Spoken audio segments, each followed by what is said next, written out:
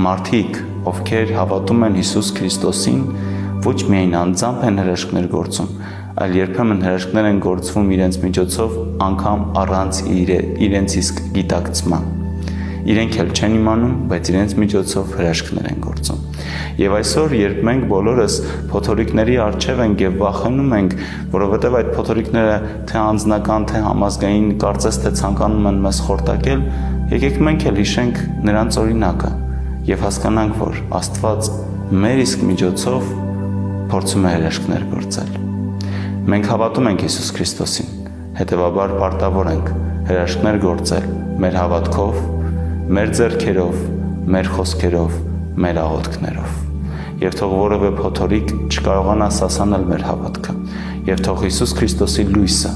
եւ նրա պատգամը եւ նրա ներկայությունը մեր կյանքում առաջնորդի մեզ դեպի խաղաղ նվահան։